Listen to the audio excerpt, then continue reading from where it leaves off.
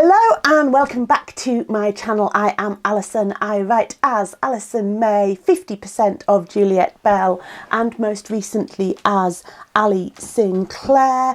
And here on YouTube I talk about writing, editing, publishing, writing careers and all things related. If that sounds of interest to you, please subscribe to the channel, hit the notification bell so you hear when there's new visitors. New visitors? No, you would be the new visitor to the channel. You would be hitting the bell so you heard when there were new videos. Words is hard. As an author, generally I have an editor. So when you do the wrong words, they point it out to you and you can change them. So yeah, click the notification bell so you get notifications when there are new videos on the channel. Today we are going to talk about how many words a day is enough to consider yourself a writer. And this came to mind because of a Twitter exchange that I've seen posted so many times recently. It's from a couple of years ago. I think it's from like December 2021. But it seems to be doing the rounds again. I will put it up here for your delectation. But essentially it is someone posting on Twitter. I remember hearing that John Scalzi, sorry if I'm mispronouncing that, it's not an author I'm familiar with, will either write for 4 hours or 1,000 words per day. I don't think he can even be called a full-time writer if he only works half a day or less. And someone has replied to this saying, if writing is all you have to do and you've got an advance, you don't churn out 3,000 words in composition a day, you're not competent enough to be a full-time writer. I have what amounts to 3 full-time jobs and I write more than he does. And then John Scalzi himself has quote tweeted this and commented, if it makes folks feel better to think I'm a part-time writer, fine. In which case, I'm a part-time writer who doesn't have another job. That's actually pretty cool. Also, if typing is all you think qualifies as writing, well, okay, that's a choice. And Neil Gaiman, the sort of self-appointed king of the Twitters, has quoted all of that, saying, I wrote Coraline at 50 words a night. So that's what we're going to be unpicking in this video. And I think there's 2 things that we're going to unpick. The obvious one is, how many words a day is a goodly number of words a day? And the other is, what is a full-time writer? Is that even a particularly useful phrase anymore? So first off, how many words a day is a goodly number of words a day? So Neil Gaiman wrote Coraline at 50 words a night. John Scalzi writes 1,000 words a day or for half a day. And everyone has their own sort of mental measure, I think, of what is a good day at their desk and what is a bit disappointing or what is a day that hasn't gone so well. And I think that's the key thing here, and sort of sums up everything I want to say. This may be a really short video, is that everyone has their own measure, and your measure of what is a good day writing is going to depend on how you write, what your process is, and also what stage of that process you are at. So if I'm writing a first draft and I have a full writing day, a good day for me is 4,000 words. Now, this means that random person on the internet would consider me a proper writer because I'm writing more than 3k a day. Woohoo! However, I don't do that 5 days a week because I do other work as well. I have kind of 2 full writing days a week, which is 8k between the 2 of them. And then the rest of the week I try and do 1,000 words a day, Monday to Friday, which gives me 11k a week, which is a pretty good work rate for me. That is only while I'm writing a first draft though, and I write terrible first drafts. I tend to underwrite, so I usually write a first draft at that pace in 5, 6, 7 weeks, that sort of ballpark. And they're awful. And then I edit them and revise them. So at the moment, the book I'm writing at the moment, I'm at the stage after I finish the first draft where I'm just beginning to work out how I'm going to revise it, how I'm going to restructure it, how I'm going to work my 52,000 word draft 0 out into something I can send to my publisher. So yesterday, for example, I probably wrote about 300 words of notes and then I wrote one good sentence. But I consider yesterday to have been a roaring success, because that one good sentence is the sentence that I now have on my whiteboard, which you can't see, but it's just up there, that tells me what this book is about. And that one sentence that describes what the book is about is kind of my compass bearing now for revising and reworking this manuscript. So even though I essentially spent a whole day staring at a blank sheet of paper, staring at a whiteboard, staring at the floor, staring at some post-it notes, pacing up and down, and then wrote one good sentence, still a roaring success of a full-time writer day. Now, if you're a writer who only writes 500 words a day or 1,000 words a day, it may be that your 500 or 1,000 words are much better thought out than my 4,000 words, so you never have to have those whole days where you just sit and stare at the wall and write one sentence and then stare at that sentence and try and work out if that sentence is right, and try and work out if it helps you, and try and work out if it moves you forward. Because every writer's process is different. 50 words a night, if they're the right 50 words, might mean that you get to a completed draft more quickly than someone who's writing 5,000 words a day, if those 5,000 words a day are totally wrong and end up getting rewritten 8 times. So the question isn't, I don't think, am I writing the correct number of words per day? Am I getting over a bar to be considered a proper writer? The question is, did I make progress? And sometimes progress is realising that what you've already got doesn't work. So progress might be a minus number of words on a given day. Progress might be one sentence, but it's a sentence that moves you forward. Progress might be 5, 6, 7, 8,000 words. Progress will look different for different authors, and progress will look different on different days.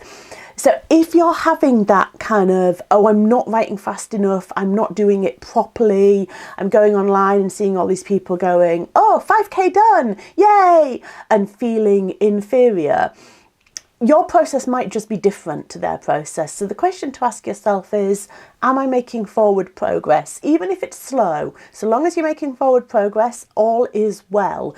If you're not, that's the point to take a step back, look at your process and think, can I try something different? So if you're someone who usually writes quite slowly, fixes problems as you go along, revises and edits as you go along, but you find you're stuck in a rut, you've hit a block, you're going round and round and round the same problem again and again, that might be the moment to kind of take the handbrake off and go, I'm just going to write to the end. I'm just going to write to the end as quickly as I can and fix it later.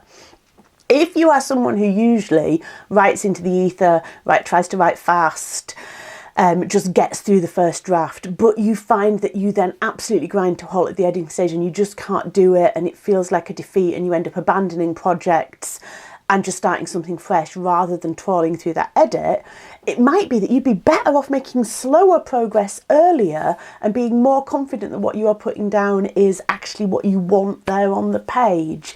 There is no one single right way to write a novel. There is no one single right way to be a writer, other than that you are writing a bit, at least some of the time. That's the only bar.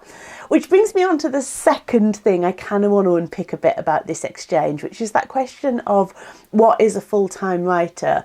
And John Scalzi kind of alludes to it here, where he says, also, if you think writing is all that qualifies as writing, well, okay, that's a choice. Because of the writers I know who would describe themselves as full-time writers, I would say actually writing your current book in progress is very rarely more than half your time. And most of us, I think, work on the basis that at any given time we have at least 3 books on the go, sometimes 4. So you have the book you're writing, the book you are drafting at the moment. You very often have another book that is either about to come back to you for edits, or is sitting in your inbox waiting for you to edit it, or that you've just sent off back to your editor and he's going to come back for copy edits or proofread or whatever. So you have a book that's being edited. You quite often also have a book that is either just out or is just about to come out. So you have a book that you are promoting and marketing. And then before all of that, right back even earlier in the process, you quite often have a book that you are developing the idea for or discussing with your editor or getting ready to pitch. So you potentially have kind of 4 books on the go at any given time. So the book you're actually writing, the thing when people go, oh, what are you working on at the moment? The book you would describe as what you're actually writing is only one of 3 or 4 books that are kind of in your headspace at the moment. In addition to that, being a writer, you are a self-employed business person, so you're doing all of the things that any other self-employed business owner would do.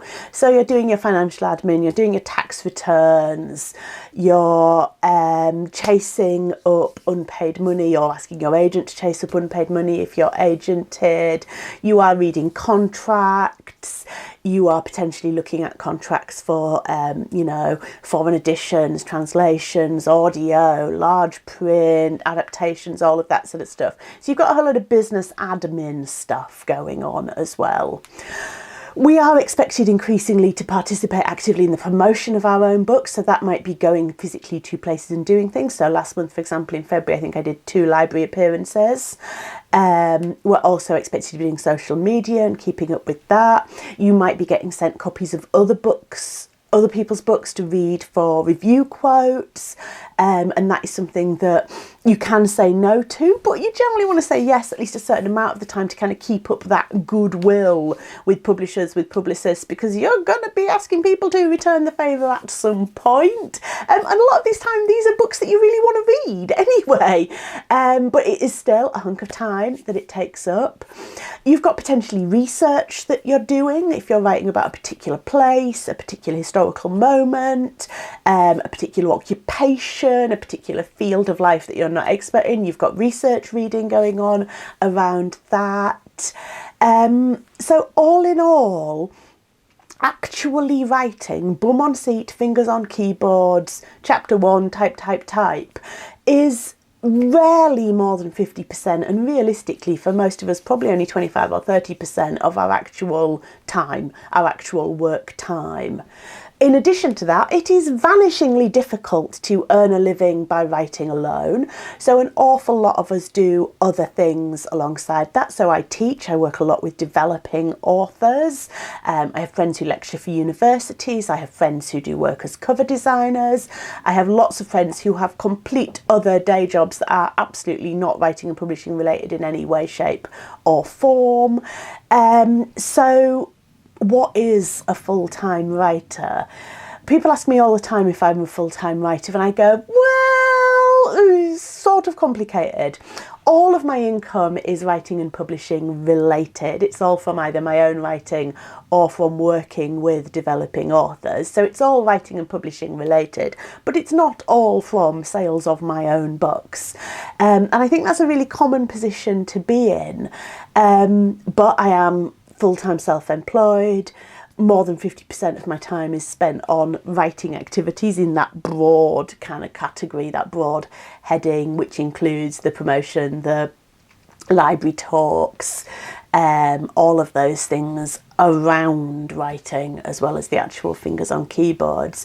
But I think that question of what is a full-time writer, what do we mean by full-time, is definitely kind of worth unpicking a little bit.